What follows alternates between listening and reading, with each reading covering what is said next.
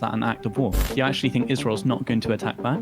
They can't. It would be the stupidest thing ever, because President Herzog, one of the most moderate people probably in the government, he said, he went on Sky News, he said this is a declaration of war. Biden refusing to get military involved, I presume you think that's a really good thing, a very good strategic thing. yeah, this is a slap fight between two other countries. There's absolutely no reason why the United States should ever be involved militarily at any point here. That's when things get really scary. I think that under almost no condition can the blockade continue after this war, because if Israel's mission, which they said it was to eliminate Hamas, and that's come at great cost to the stability of the Gaza Strip and to the people there and to the infrastructure there, and it has, the blockade needs to completely be done after this incursion. This was not a very positive conversation.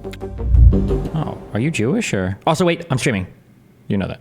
Just saying that. Yeah, Sorry. sure. Yeah, okay, thanks for listening. I don't know if that was like a top but- secret Mossad. Yeah, Okay, embedded agent. Sorry. Okay, yeah, go ahead. Yeah, I've seen some of those comments about us assuming I'm a Mossad agent, so I'm not going to see what's going to happen with that. Yeah, apparently everyone on my scene is, so. But yeah, what's are you Jewish or anything, or? Yeah. So I was born in Israel.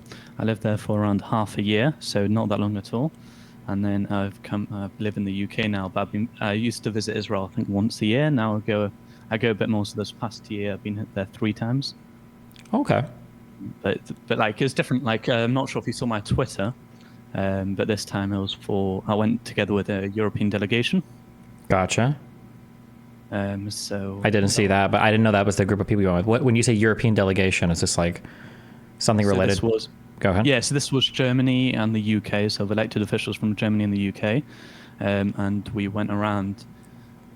We went around to visit, of course, what happened on October 7th. So we went to Kibbutz Be'eri, we went to the Nova Festival. The Nova Festival it was very commercialized, but we went to Kibbutz Be'eri and we were all like standing huddled together in one of the rooms. And then the IDF soldier who was showing us around said, "Okay, so this is where my father died," and it was quite emotional.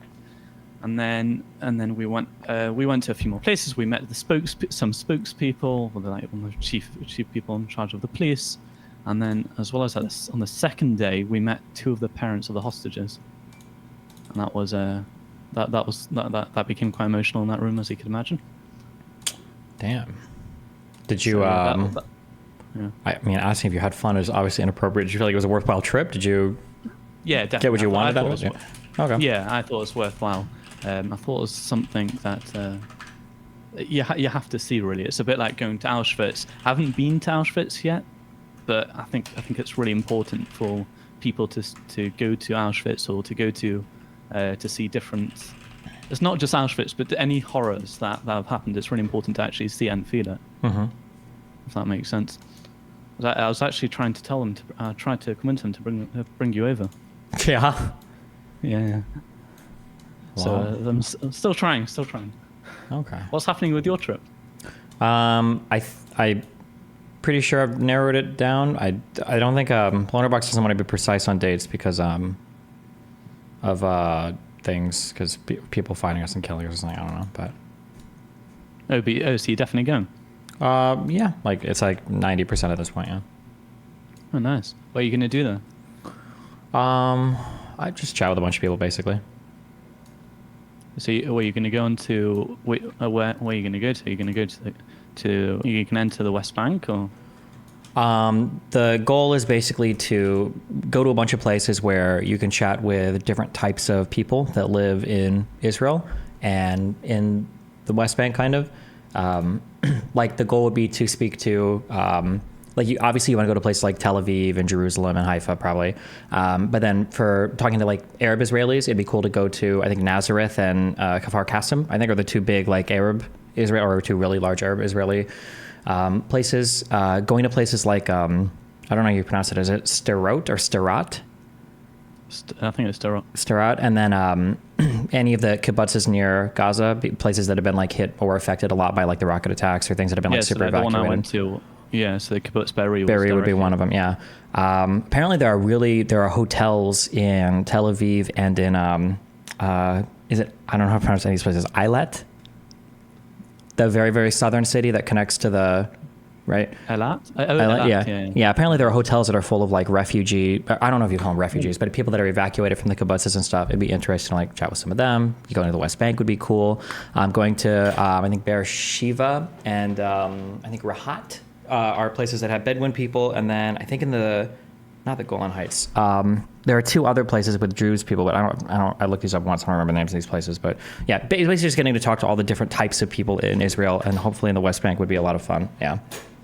But outside of like I'm trying not to just like talk to everybody in Tel Aviv or just talk to people in Jerusalem, but like the different people from the majority communities around would be really fun. Yeah. How easy is it to access the West Bank through Israel? I guess from what I've heard, Area C is pretty easy. B maybe just depends, I guess, on who you with or where particularly you're going. But it would be so cool, I think, to if I only go to one place in the West Bank, I feel like Hebron would be the coolest place to go to, because I think there's still a small enclave of Jewish people that live there, and then obviously there are Palestinians that live there. I don't know if Hebron is considered Area A, B, or C. I think it was under Netanyahu. They have like this like H1, H2, H3 division of how that shit works. So yeah, but yeah, it would be cool. Sorry, yeah, to talk to just a bunch of different people. Yeah. How long would you be going for? Like a week or two? Probably. I think right now it's anywhere. I think it's around 13 or 14 days is what I have slotted for. Oh wow, so it's quite a long time. Yeah. I mean, whilst you're there, you might as well see if you could visit some places in Tel Aviv, because it's the tech capital of the world. It's the tech capital of the world? Yeah? Is that what you people call it? Do you not think so? Wouldn't that be like San Francisco? No. I think, what's it called? I think 10% of the world's tech unicorns come from Israel. Huh. And one in every 150 people actually have a startup in Tel Aviv. It's got a crazy culture there. Okay. Take your word for it. I'll check it out. Yeah, it was quite interesting. So we went with the delegation. We met to like one founder of one of the biggest tech companies in Israel, and another one like someone in the C-suite from a different company. But it's really interesting to see how they managed to do that. It's like they've got a lot. I think a lot of they try out a lot of experiments in Israel because I've got so many startups. But you can look at different places, like the railway is already advanced. I don't know, it's just really interesting to see everything in Tel Aviv. Mm-hmm. Yeah, it should be fun to go to. Yeah. Should we get started? Yeah, I don't know 100% what we're doing, but yeah, go for it. Okay. I mean, it's more reacting to Iran, and I guess we'll see how much there is to talk about.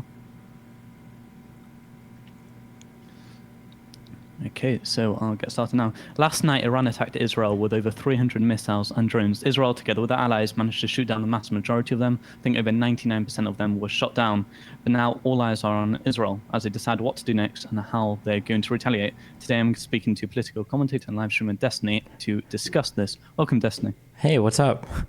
So let's talk about what happened in Iran. So I think we actually need to go back 2 weeks to properly discuss this. So on the 1st of April, Israel was reportedly Israel, but there was an attack on Iran's embassy in Damascus, which is in Syria. Right, like I said, widely reported and believed to be Israel.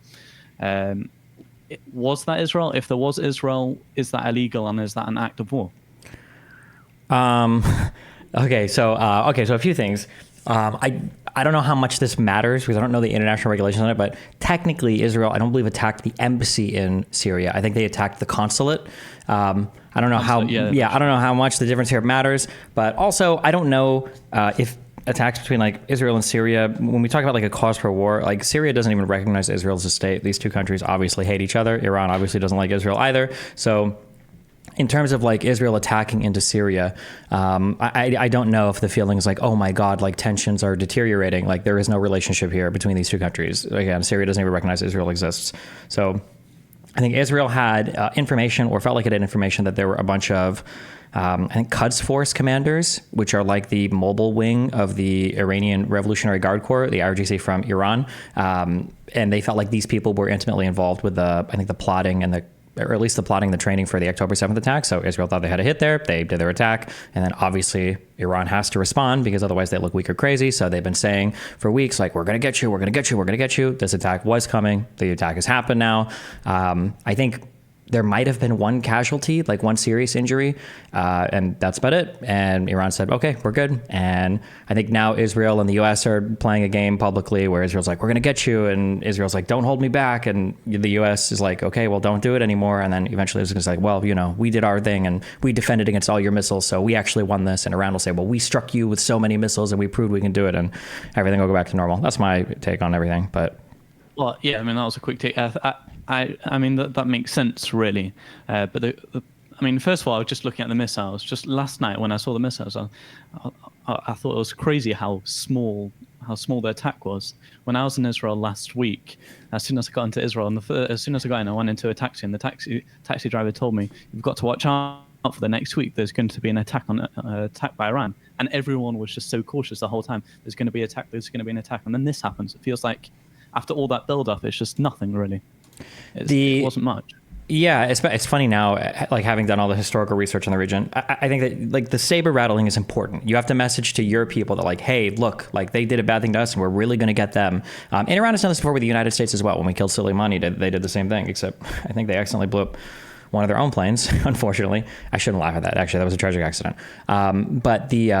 Yeah, I mean, like they have to saber rattle to show that they're not going to tolerate when their people are attacked, and they've got to send a message to Israel and they're going to attack. But I mean, like Iran isn't really trying to do a massively escalatory strike that's going to kill hundreds of Israeli people, because then that would invite Israeli counterattacks, and really nobody wants that. Like people are comfortable right now in the kind of the proxy warfare area that they're in. Iran likes to support their foreign proxies, Hezbollah, whatever groups they have in Syria, Hamas, and Israel probably more prefers a contained conflict that's not spiraling out of control, because there's just too many players in the region that already don't look favorably upon Israel. So I feel like any escalation is probably not going to be very favorable to them. And the United States is already like, we're on the verge of re-election. Biden doesn't really want Netanyahu and Israel doing crazy shit. So I don't think it's really in anybody's interest here to continue to escalate things. So, yeah. So, I mean, yeah, so you're saying all of that, but at the end of the day, you look at Iran's attack, really, and it's just, for me, and I laugh at it. I know they have to do it to prove to their people that, okay, we're going to strike back. But was it one person was injured, and that's very sad. That one person too many. Like a Bedouin child or something. Yeah, a little girl. Yeah, I think 7 or 10 years old. It's in very, very serious condition now, exactly. But after all of that, after all this week, so 2 weeks of just we're going to attack you, and after all of that, it's just this. It feels to me almost like an embarrassment. I mean, it's not an embarrassment. It's all purposeful, right? This is like the theater of I think politics is. Iran has to strike back. Otherwise, you can just kill Iranian military people with no repercussion. And they have to, and the government needs legitimacy amongst its people. We can't be hit by Israel and not respond. It would be horrible. But the attack can't be so huge that it invites an Israeli response, because I don't think Iran, I'm admittedly not as informed on their like local military powers, but I don't know if Iran is like ready for like an actual full scale war between it and any other country, especially if other people like Saudi Arabia were to get involved. So yeah, it just has to be like, I'm going to get you, I'm going to get you, I'm going to get you. And then they did their attacks, and it wasn't like a huge civilian casualty event or anything like that. And then now everybody can kind of walk away saying that they've done what they've done. Iran proved that they could strike into the heart of Israel from their own territory, and they stricken fear into the heart of Israel. I think I saw, it was either Al Jazeera or somebody was publishing headlines where Iran was like, Israel is in a total state of disarray right now, and Israel gets to go, well, actually, we blocked almost all of the attack, and you better believe we'd come after you if it wasn't for Biden holding us back. And then everybody gets to walk away with their pride and their ego intact, basically. So yeah, that's the big point, is that if they stop now, then I think Israel is able to walk away with their pride and say, listen, we easily managed to stop this attack. It was a nothing attack. We managed to stop it. Mm-hmm. We've got a strong force. Iran managed to. But will that happen? Do you actually think Israel's not going to attack back? They can't. It would be the stupidest thing ever, because if you look at what actually happened, it is a massive W for Israel. The trade-off was they got to strike and kill, I think it was 2 civilians and 12 military commander-esque people that got killed in their strikes in Syria. And then the Iranian counter response, and Iran has said they're done now. They're done. They said, okay, that's it. Killed nobody, and maybe one person, depending on how her condition plays out in the hospital. They got to prove that they've got their deterrence capability. They saw their Iron Dome or their arrow of David or whatever they call all their different missile defense systems. Like, it's just a massive W strategically for Israel. And in terms of PR, I think it's fine. They can walk away and everybody's like, okay here. Well, I think Israel comes out really good here.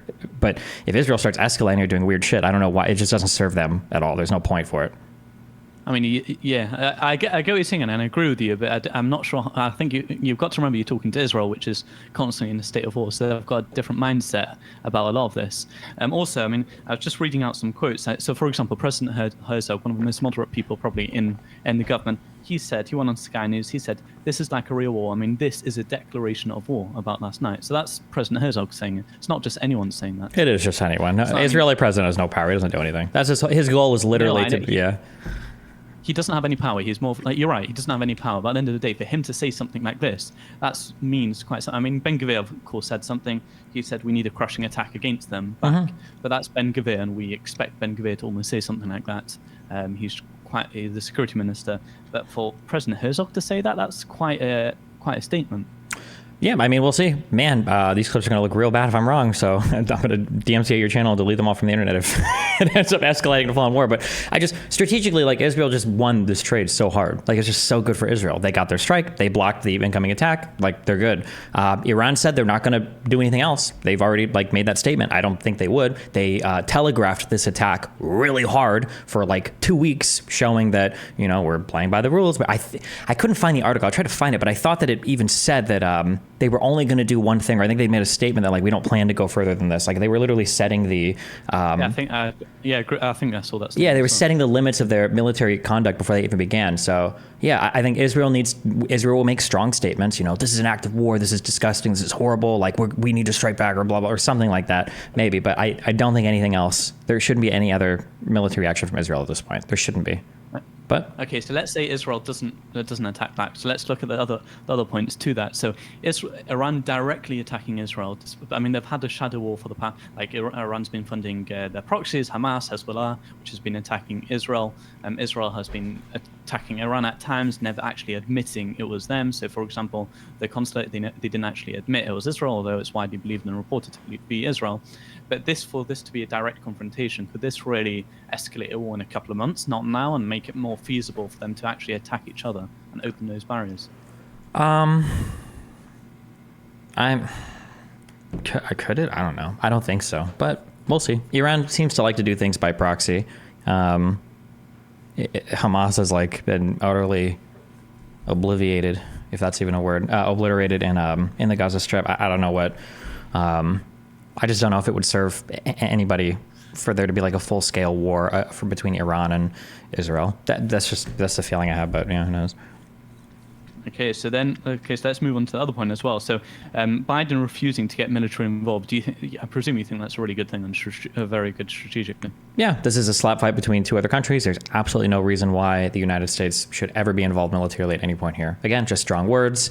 I think Biden said as much. We have Israel's back fully. We completely support the defense of Israel, not the attacks against Iran or anything. So, yeah.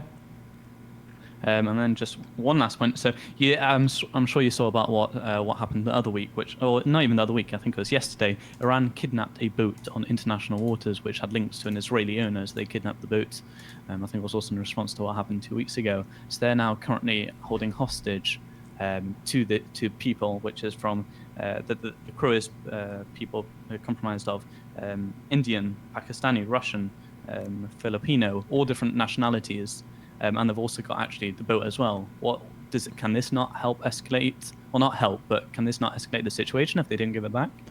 Maybe. I don't know anything about I don't know what the treatment is or how that hostage stuff is dealt with when it comes to, like, seizing ships and whatnot. Because unless I missed it, don't the Houthis still have a ship and, like, the full crew or whatever? I thought there was at least one ship that they had where they still have, like, the full crew. I don't know, like, what the international protocol is for how do you, like, release crews, like, because it seems like there hasn't been any movement on it. Does, like, nobody care, or is there, like, negotiations, or I truly have no idea. I'm not sure what the procedure is. Yeah. So what happened after that? Really, so it's a good point. So what happened after that was there was a lot of outrage by, like, let's say Grant Shapps was the defense secretary in the UK, or different defense secretaries in different positions around the world. But then, of course, what happened last night, within a couple of hours, this overshadowed that what they sent over, all those missiles, really overshadowed everything. So it could have been breaking news, but I think the missiles really just took it over and took over the headlines. Yeah, that makes sense. But this is more of like it's a bit like what happened on October 7th, which is what Hamas did on October 7th was horrific, but they kept hostages to make it long term. So they managed to. So if the world cares about these hostages in this crew, which I kind of hope they do, then it can escalate things, unfortunately. It doesn't seem like there's as much interest in criticizing people like Iran. I don't fully understand why. I need to figure that out, I guess. But I don't know how much people just don't seem to care as much. I don't know why. I can't answer that question.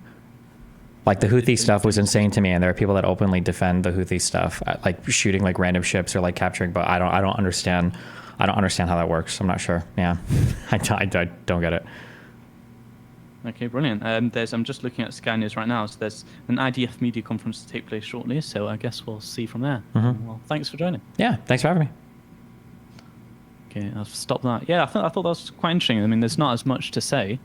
It's just really waiting to see what Israel say. Yeah, I think that something that I've picked up recently, I've watched some Peruvian videos on this and then doing the history now, is even though it seems counterintuitive, saber rattling tends to be a really, really, really good thing. Because when people are rattling their saber, it means that they want you to be scared because they want you to look at what they're doing and they want to draw attention to it. And they want to say like, look, we're going to do this thing because we're like meaning business. That like, as long as that's happening, it means that business as usual is happening. Somebody hits somebody, somebody's going to hit you back. The really scary stuff is if like intelligence reports are leaking and your stuff is moving where people aren't rattling sabers and people aren't saying anything about it and there's like huge shit on the horizon. That's when things get really scary, I think. So yeah, I think Iran saying something like, you hit me, I am going to strike you back, but it's just going to be one and I'm not going to make it any bigger, and then I'm going to strike, and then right after the launch is like, we're done, by the way, that was it, just so you guys know. Like, yeah, I think it's fine. But hey, man, if I'm wrong, I've made a tweet and now I've done a whole thing on this, so I'll look pretty dumb. Yeah, I mean, obviously, you think it was the past 2 weeks of Iran saying, listen, we're going to hit you, we're going to hit you. This actually can be even harsher than the attack itself. Repeat that? What do you mean? What they've been telling the people of Israel, listen, we're going to hit you soon. Just watch out any day. Just instilling fear in them. It's just that's more of the point of what they've done rather than the actual attack. And just to tell them, we've got the capacity. Yeah, and then it beats their population up for, I don't even know what the legitimacy of that the Ayatollah even has in Iran at the moment, but like, yeah, it makes their population be like, yeah, we're talking tough and Israel and blah blah blah, and like, yeah. Now sometimes that can go horrendously wrong, right? So like, you're familiar with like the 6-Day War in '67 or whatever. Yeah, like prior to that war, nobody probably wanted to go to war. But the surrounding states had hyped themselves up so much on it because they didn't want to take military action. So the replacement for that was talking tough. And Egypt's leader at the time probably talked himself into that preemptive strike that Israel did because Israel was so like on edge from everything that they were like, these guys are going to attack us, even though Egypt was just finishing like a horrendous excursion into Yemen and like half their fucking military was out of commission. But because the talk was so big, it ended up escalating into Israel bombing all the Egyptian airfields and everything. So I mean, talk can get really bad, but I think right now everything is about as it should be. That's my take. Do you think that the talk Israel is having back to Iran isn't like too bad so far? Nah, I think if they just talk, they have to. It's for the people. I mean, the question is really, I mean, I get what you're saying. The question is, will Israel ever have to attack Iran? Because you've got, Iran's basically attacking Israel the whole time. They want to kill the Jewish people. To take off Israel from the map. Will Israel ever have to directly attack Iran? I don't know, man. Can't everybody just like chill? What's the point? I don't know.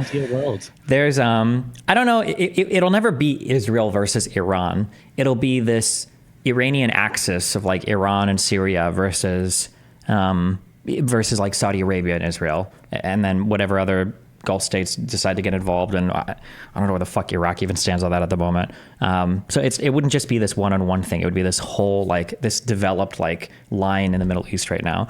But it's also just like so much less dramatic than it used to be because, the United States is producing and refining like so much fucking oil now that people aren't like as obsessed with the Middle East oil stuff. Even for the Iraq war, like we were kind of moving in another direction. Like the Iraq war wasn't just like, we need the oil and everything, even though some people think it was. So yeah, I don't know. The region has become less important geostrategically. It's become less important like in terms of fossil fuels and everything, it still is important. But yeah, I just don't know how much people care anymore. But hey, I could be wrong. Who knows? Still, at the end of the day, they're still allies. So if Israel do get in war and it, against Iran, isn't it likely that other countries will follow suit? Especially saying that they, I presume, I'm right in saying I think that Iran hates the West and they hate all this. They hate a lot of what the West stands on. I mean, like, think about it from their side. Do you want to have a war where the United States is on the other team? I don't think anybody really wants to do that. There's a reason why Russia operates in Syria with like the Wagner group and not the Russian military proper. There's a reason why Iran utilizes the Quds Force and like other proxies. Like nobody really wants to go to war directly against people that are hardcore backed by the United States. It's just not a fun time. Everybody knows it's not going to be a fun time. So the real threat that Iran poses to the West, in my uneducated opinion, is probably more related to cyber warfare and stuff like that. But yeah, I don't know. Or maybe Africa will become a bigger player in the future. I'm not sure. But Africa, really, that's one I haven't heard too much before. Yeah, I mean, there's a lot of I think Al Qaeda, ISIS. I think there are Iranian things that happen in Africa. There's a lot of stuff in like Central and Northern Africa where stuff is happening, but we just don't hear about it ever because it's Africa. So yeah. Yeah, sounds great. Yeah. Yeah. Okay. What's it called? What did you think about before about Vincent backing out of the debate? Because of my Candace Owens debate, I think they're good friends. Yeah. Oh, are they? I didn't know that.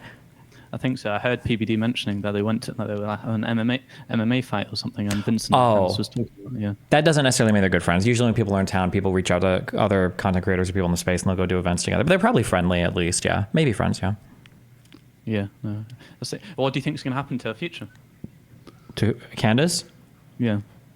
I mean, she still commands a lot of public notoriety, right? She's huge. She's really huge, yeah.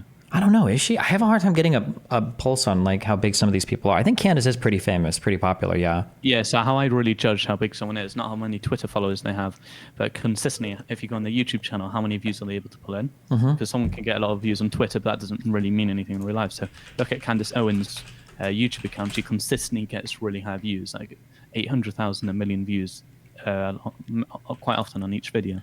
All right, ladies. So you get 200,000, I think, on average. That's really good as well. We don't need the personal tag. No, I'm just kidding. No, yeah, her YouTube channel, she does get pretty. Yeah, and these are like, her viewership is really good. Candace to me feels like, I think she has to be careful. I'm just talking from a strategic point of view. I feel like she runs the risk sometimes of going the Milo Yiannopoulos route, where she's like stoking the fires on these like incredibly controversial topics, and she's like having a very unstable but kind of explosive growth in the public sphere when she gets into these fights. But I feel like she has to be careful because she might hit a tipping point and just go too far. Because I feel like she's almost done that in the past a little bit. And now she's like flirting a lot with the kind of the Jew shit now. I guess that's like the final destination for every anti-establishment conspiracy person is the Jew stuff. So yeah, I don't know how much further she can get with that. I mean, based on what you're saying, I think it's already happened, saying that she got kicked out of the Daily Wire. What else can happen? Because if she's independent, or if she gets signed on to someone that doesn't really care so much, then what? Not, I mean, by just giving her the freedom to speak whatever she wants at all, and then she can say whatever she wants, really. Yeah, but I think I'm guessing now because it's hard because I don't have penetration to these audiences. But the Jew stuff is like in a really weird world where in the United States, so in the U.S., this is probably true for the entire world actually. Online, you have a huge overrepresentation of young people, of white people, and of like decently wealthy people. And I think in this crowd of people, it's very easy to foment like pretty rabid anti-Semitism, or they'll call it anti-Zionism, or they'll call it anti-establishment, like whatever bullshit. But like that's bubbling under the surface, or it's boiled over bubbled over for a lot of these things. But for somebody like Candace Owens, who I think also was known kind of in a lot of traditional media circles, I don't think older people, even in the Trump crowd, are biting that anti-Semitism card. Like even when I talk to my mom, like, bro, these people are ready to die for Israel. I don't know why, but older people fucking love, like 40 plus crowd is like obsessively in favor of Israel. So I don't know how well Candace plays in that crowd. Or maybe she can just appeal to a younger crowd, or maybe the older people are slowly losing that rabid Israeli allegiance. I know that they used to hate fucking Russia and China like crazy, and now that seems to have waned a bit. So yeah, who knows? I mean, I think it's a bit different to say, let's say, that Jews control stuff, to rather than to say that America shouldn't be sponsoring Israel so much. I think it's like very different. No, I don't think so. I'm sympathetic to what you're saying. I think there are reasonable people that could have that feeling, but I don't hear people say things like, I think that the United States should take a critical look at what Israel is doing and how it conducts itself, and maybe we need to start conditioning some of our aid on some of Israel's actions to encourage them to step in a different direction. That would be a reasonable position. Nobody says that. Usually it's Israel is a genocidal state full of bloodthirsty, rabid monsters that are trying to kill everybody, and we need to pull all the aid immediately. Or it's like way more hardcore. Or it's like, well, we're never going to do it anyway because... what is it, APAC or the AFPAC or whatever bullshit? Not APAC. APAC, yeah, AFPAC is part of this thing. Like all control, all of the funding and all the lobbying and everything anyway, so the Jews are too embedded in any institution for us to ever pull back support. So, yeah, I don't know. Israel is the place where, like, intelligent thoughts go to die, I guess, but whenever they are involved in a conversation, because holy fuck, it gets super stupid. So I thought you were sponsored by Israel. Well, I'm not saying that Israel is dumb. I'm saying that anytime Israel becomes part of the conversation topic, it just becomes the dumbest topic in the world. But Israel partially has itself to blame for that too. They don't do themselves any favors, especially not with these crazy right-wing governments. But yeah, no, it was interesting going to Israel, and I was just asking people, what do you think about several bills? I asked them, what do you think about the Al Jazeera bill? Yes, Al Jazeera should definitely be banned, and I was like quite surprised about that. Or what do you think about two-state solution? Do you think we can ever have peace? No, we can't have a two-state solution. Mm-hmm. It was quite upsetting to see about quite a lot of this, like no two-state solution. Like you're happy with having, not happy, but you think it's this is like it's never going to have peace. You don't have any like any plans for getting to peace. It's quite sad almost. I mean, you got to keep in mind that when you ask these questions, you've got to mine a lot because they're really loaded questions. So my feeling is, even if they wouldn't admit to this, I have a really strong feeling of this, is the majority of Israelis and the majority of Palestinians would accept a two-state solution if there was guaranteed like parity of rights on both sides, that like these are both like independent countries, that there's no blockades, that they get to control themselves, and that they're not going to be attacking or terroristing each other, right? I think that most people would be okay with that. But the problem is when you say, would you be okay with a two-state solution? Well, for a lot of people, their immediate thought is, okay, well, they don't get a military. I'm not going to live next to a state that is now independent, that gets to ship in rockets, legally via sea. So no, there is no two-state. Or on the Palestinian side, like, oh, two-state with how much territory left? So is Israel annexing all of Area C? Are you going to shove us into the fucking Negev? Or are we going to continue to be blockaded with a two-state solution? Or do we not even get to have airports, right? So even when you say two-state, that's already loaded with so much garbage that the thought is already poisoned before they can even genuinely consider it, I think. But yeah, who knows? Maybe when I get down there, we'll have a different opinion. I mean, I really idealize a two-state solution of them being able to live together in peace, like without each of them having access to their own security. But even still, I'm not sure, like, how is that? How do you even get to such a place? Yeah, I think that it sounds mean, but I think that the international support for the Palestinians, I think, needs to go away. I think that. What do you mean by that? That does sound quite mean. So my feeling is that when you look at how the Jews in the old Yishuv and in the early Israeli government, I think that they used the military and they used politics as two arms of building and securing that state, because failure meant the dissolution of Israel, at least the ethnic cleansing of all the people from that territory, maybe another genocide. Failure was not an option for Israel. They just couldn't fail. So whether you're talking in the 48 war, where like 20% of the population gets drafted to fight against all volunteer Arab armies, whether you're talking about, the performances in the 6-Day War or in Yom Kippur, like all of these wars are existential wars for Israel, and it forces them to come to the table and make decisions that are really, really hard. That somebody like Begin, who was part of the Irgun, the terrorist squad, okay, of the pre-Israeli government, this is the guy that signs peace with Egypt, right? Something that people thought maybe could never happen. But again, it's because their back is to the wall and they have to do these things. I think one of the challenges with Palestinians is that Palestinians really don't ever suffer any real political defeat. Like if you listen to the Palestinians today, their chant is the same as it was from 67 onwards. We want the 67 borders. We want the 67 borders. There's no penalty. There's no repercussions. There's not really anything lost if they try a terrorism and fail, if they support support Hamas and fail, if they do a thing and fail, if they do another intifada and fail, because like, oh, well, 67 borders. I think as long as your mindset is that, well, listen, no matter what happens, we know the rest of the world's got us. We know that the surrounding Arab states have us. So let's just fucking fight forever. Why the fuck would you ever, like, it would be stupid to accept a deal. It would be stupid to accept anything beyond total defeat of Israel when you have infinite support that's unconditional. And it truly is unconditional and unlimited. And it truly is unlimited from the rest of the world. So I think that support needs to go away. Yeah, go ahead. By support, do you mean aid? I think so. If not, maybe not like all types of aid, but like it can't be that this situation where Gaza is the largest recipient of aid per capita in the world, and there is not a single bomb shelter for civilians, that can't be a thing. That just can't be a thing. I don't want my tax dollars going to it. I don't think anybody in the world should be sending it. That can't possibly be a thing, right? When aid is being, and this happened in Yemen as well, when aid is getting siphoned off by militant groups, like the UN said, well, we're not sending shit anymore. I think Norway made comments on it, we're not sending shit anymore. It can't be that all of this money in aid is being captured by smuggling or taxes to Hamas leadership, and then all of it's being funneled into building rockets and tunnels. That can't be the case. So it can't be that everybody's starving, right? You can't condition aid or remove aid such that people start starving and dying. I understand that. But the situation right now is not acceptable. And I don't even mean like Israel-Palestine. I mean just how the Gaza Strip is administered to. That's not an acceptable situation. And nobody internationally seems to want to change that, which is very frustrating. I mean, it seems a bit quite conflicting to say that that people in Palestine in Gaza should still get a lot of food support, but there shouldn't be that much aid to Gaza. It has to be there. It has to be. It can't just be flowing in without anything. I don't know if there needs to be another occupation. I don't know if they just need another government. I don't know if there needs to be like a different Palestinian administrator. But the what exists right now just can't be. It just can't be. I don't know. It's wholly unacceptable. For however much you want to criticize Israel, and Israel's not beyond criticism for sure, there needs to be 100 times more international pressure and criticism on Hamas. Yeah. They've failed in every conceivable way in being the administrators of the region. Like, yeah. I do get what you're saying, that specifically on the point that Israel is facing not just any attack, but if one attack goes through, it could just take away the whole existence, and it's an existential threat.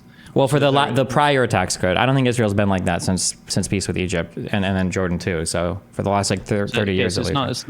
It's not as crucial right now, but it's still quite important. But the people in Gaza really haven't been able to grow their economy so much. Wouldn't you Why? say that's a lot? Would you say that's got a lot to do to Israel? Why haven't they been able to grow their economy though? So of course there's Hamas, which is a huge reason. Yeah. But as well, it's very hard to grow an economy when you have such tight security around it. I don't know if that's true. I don't know if I fully buy into that. I mean, Coca-Cola has like a plant there. Like you can have stuff set up there, but the region is completely unstable. Hamas is like the complete de jure like administrator running of it. A lot of shit gets stolen when it goes into there, and then the stuff is resold to people. Hamas was selling food aid back to people in the Gaza Strip recently. That's fucking insane. Like the leadership are all incredibly wealthy. They live in Dubai. I'm sorry, in Qatar. It's insane right now. It is possible. I don't think that there should be a blockade. Well, actually, I think that under almost no condition can the blockade continue after this war. Because if Israel's mission, which they said it was to eliminate Hamas, and that's come at great cost to the stability of the Gaza Strip and to the people there and to the infrastructure there, and it has, the blockade needs to completely be done after this incursion. Otherwise, it's I think I would call it collective punishment. So whatever the war crimes are that are associated with that has to stop. But then after that, like just because you've got people that are controlling your shit on the outside doesn't mean that you can't be building an economy or educating your people or doing something on the inside. There's way too much time and effort that goes into terrorism and learning how evil Jewish people are and all that shit. Like it's time to move on. It's time to be done with this. It's time to move on to the next step. Okay. There's got to be something beyond this. There has to be. I know I agree with most of what you said, but I think really the main point is that if after all of this, what Israel has done to Gaza, if Israel then step back and say, we still want to continue what we've have up until now, which means people are going to continue to get radicalized, the things are going to happen again and again and again, nothing's going to change. And for me, I see the war as kind of a bit of a waste. Yeah, kind of. But Israel has a problem where when Israel wins and the conditions are ripe for peace, Israel is way too full of itself to actually pursue that, and it causes they need like a humbling moment in order for it to happen.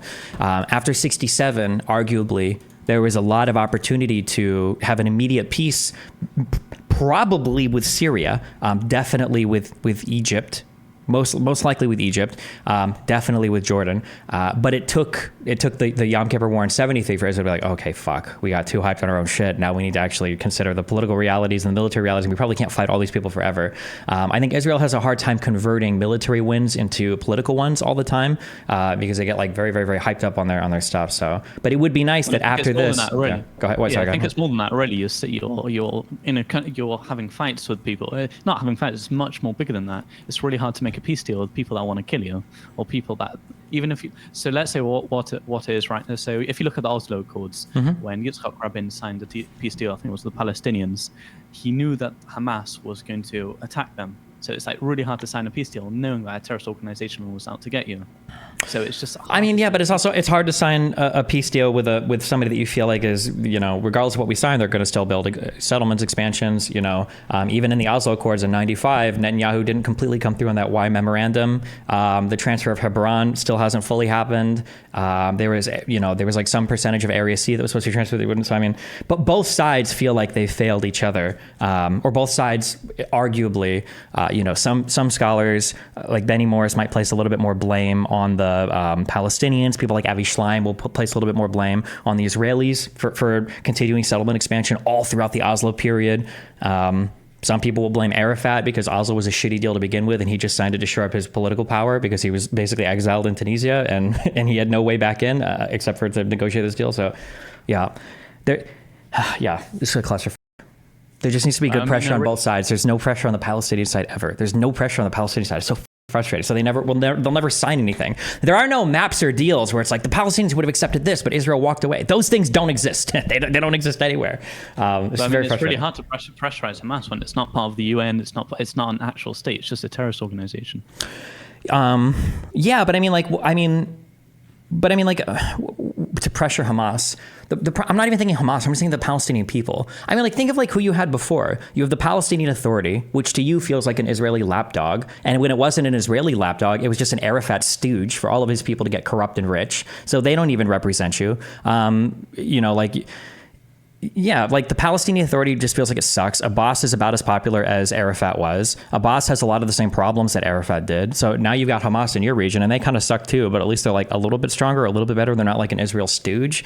I don't know. The Palestinian governments and the leaders have just sucked. They need their Sadat or their Nelson Mandela. For as much as they obsess with comparing themselves to Africa, they need a Nelson Mandela figure, somebody that really wants to come out and make brave, strong steps, and not just some loser that wants to get rich and enjoy getting sucked off by his population for making good speeches, which it seems like the Palestinians have had an infinite amount of those types of people. Wouldn't you say Mohammed Abbas is the closest figure they've had so far, which is someone who's willing, no matter his lowest approval ratings from the Palestinian people, he's still trying to make peace deals? I disagree. I don't think Abbas has ever tried to make peace deals. You don't think he's ever tried? He's done much more than Hamas?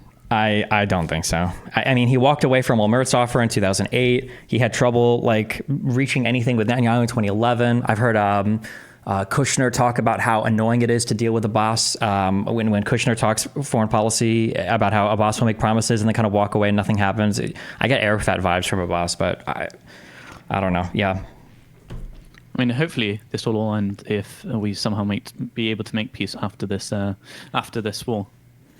Yeah, when Hamas is gone, that's really seems like the most obvious alternative, the best option really to do. Yeah, but remember, keep in mind, peace means nothing. What people really want is a just peace, right? We could have peace in Ukraine, Russia today if Ukraine would just stop fighting. It's like, okay, well, you win. You have this territory and you're done, right? The issue for both sides right now isn't just a ceasefire, which is essentially what we're talking about. It's like a lasting, just resolution where both sides are somewhat content with the final say on things. And yeah, that's what has to be pushed for. There's going to be a ceasefire at the end and people are going to celebrate like it's the end of the war, but the status quo is untenable. And Israel, I feel like Israel won't take steps to undo that, because why would you? Because as long as the conflict happens, settlement expansion continues, you have a stronger and stronger argument for annexing territory, and the Palestinians won't agree to it because they want the 67 borders and nothing less. So do you see long-term peace as a two-state solution? I mean, like, it's possible, but you need the leadership on both sides, and I don't know if either side has the leadership structure for it right now, or the leadership for it right now. I mean, the question is, once Hamas is gone, who will be that leadership for Gaza, and who will be able to decide for Gaza what they can do? Will that be Mohammed Abbas, or? I mean, it's going to be it's going to be Abbas and the PA. It has to be, right? Who else could it be? They don't really have. So they don't currently have control of Gaza, but I guess they will. It'll be turned over, yeah.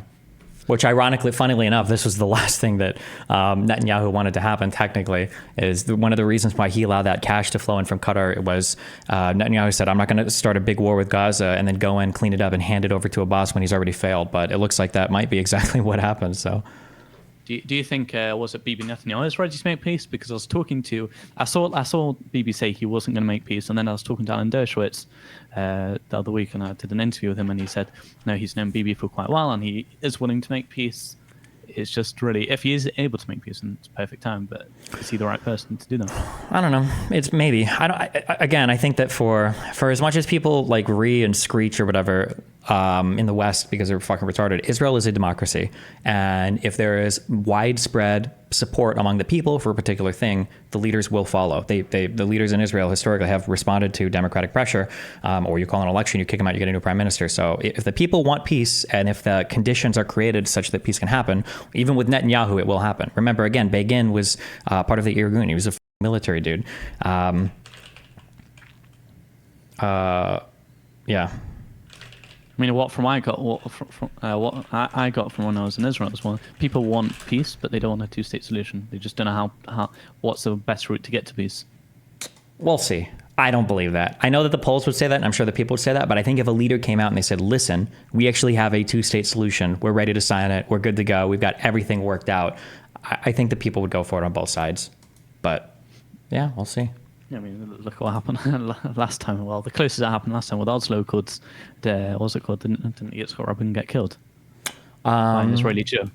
Yeah, by a far right ultra Zionist. Yeah. But I mean, that's not the people. That's not the democratic will. That's like the that's a crazy dude. But that was also partially in response to for like peace not working out, because like Camp David failed and there wasn't a deal, and then the second Intifada happens and everything gets like fucking crazy because people are upset because there is no resolution to anything. So. Well, this was not a very positive conversation. Yeah, listen, there just needs if the Palestinian side had more political reality being thrust upon them, I think the situation would change. What does that mean, really? More political reality or more pressure on the Palestinians? What does that mean? That people say, like, listen, if you act in a certain way, there's going to be irrevocable damage done to your cause. Then that would, because like again, if you think they're feeling it already today, they're only living on donations from the West with aid.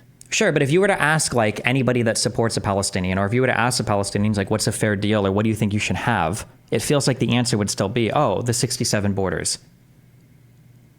How can that be the case after two intifadas, after the 2008 Gaza-Israeli war, after the 2014 war, after what just happened now? How can it be the case after the failed attack for Yom Kippur? How can it be the case that after all these wars and all these conflicts over the same territory, that the deal is still the exact same as it would have been in 67? Unless there's just no political reality there. Like, oh, well, if we lose, it's okay. Nothing bad happens to us. We can still ask for the exact same stuff that we lost in 67. Like, how can that possibly be the case?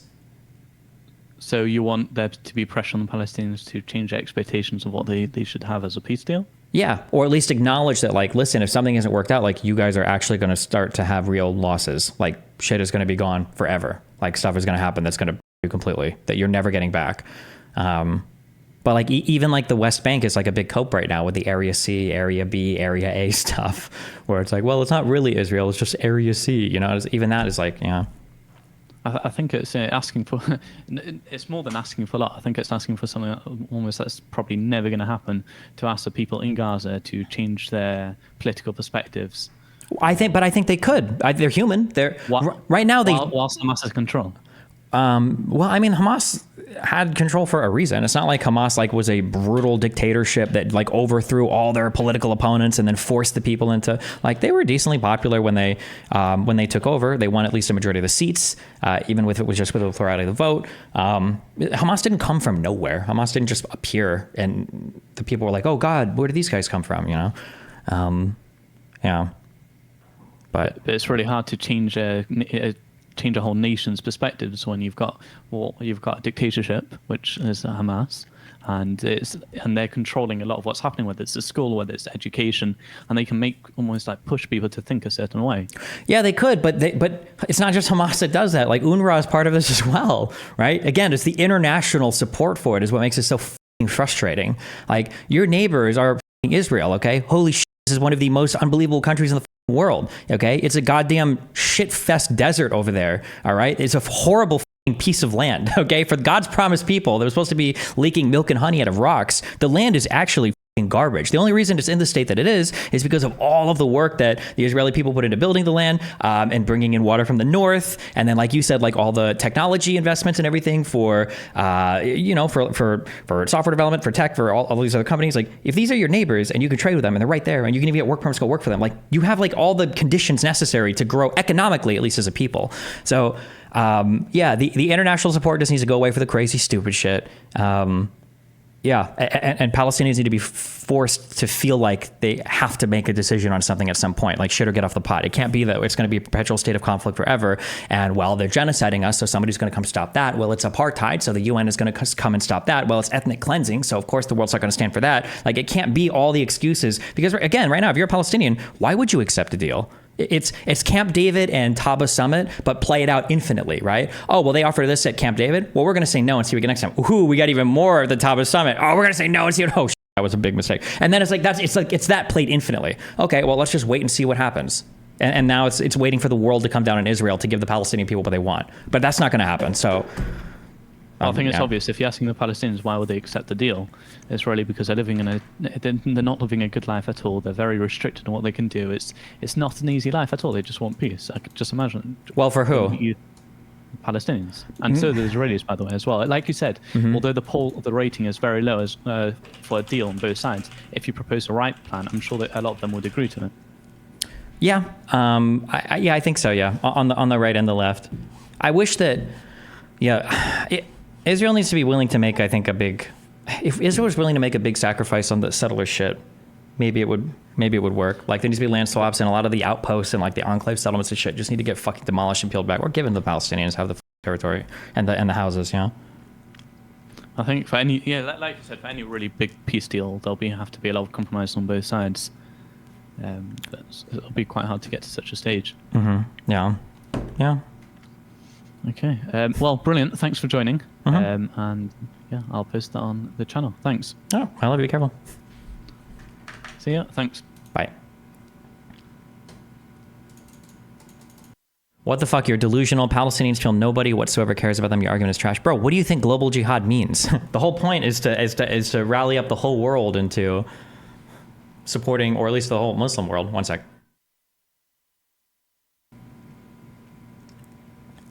Do you know what was the assassinated Iranian's general role in the October 7th attack? No, it was 9 military people? You should check your U.S. oil take. The U.S. has been getting most of its oil from NA for a long time. Middle East is most important for EU and Asia, so allies, not directly to US needs. No, I mean, like, you're right. It's just annoying when people say that, like, we fight wars in the Middle East for oil. It's like kind of true, but it's not so that we can, like, take the oil. Like, people thought we were, like, stealing the oil. We needed to take the oil from Iraq or get it all shipped to us. But it has to do, I think, more with, like, stability in global oil prices, like global energy markets. It's my understanding. Is what happened yesterday a big deal? No, everything is fine. I think everything is fine. People are just being memey. And I hope one day somebody brings the guillotine and kills all of you motherfuckers. You guys want to criminalize us with metal detectors? We'll see you at your house. We'll murder you.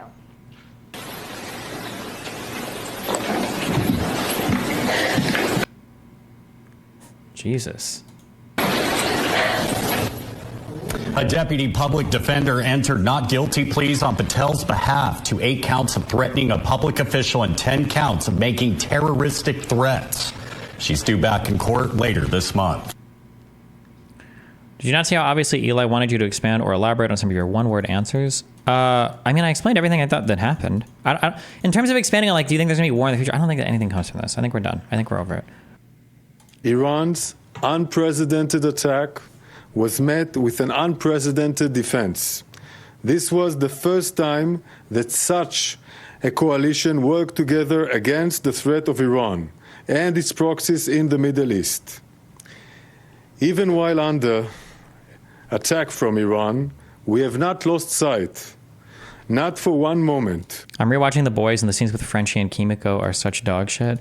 I don't like in shows when they revisit the same thing over and over and over again, and there's not much growth or change. I feel like we see Kimiko and the Frenchie dude like eye-f***ing each other, and like, will they, won't they, and oh, is she a what? I don't know. This is cringe. Like, I needed like 2 scenes of that, and then I'm over it. Not the 50 that we got throughout that season. God, cringe. Of a critical mission in Gaza to rescue our hostages from the hands of Iran's proxies, Hamas, of our moral duty to do everything in our power to bring 133 hostages back home. Hamas recently rejected the hostage release proposal offered to them by the mediators. Hamas and Iran want to ignite the Middle East and to escalate the region. We are still on high alert and assessing the situation. Over the last few hours, we approved operational plans for both offensive and defensive action. We will continue to protect the state of Israel, and together with our partners, we will continue to build a more secure and stable future for the entire Middle East. Okay. Why do you like The Wire? I don't think The Wire repeats anything. I think every episode is essential and crucial.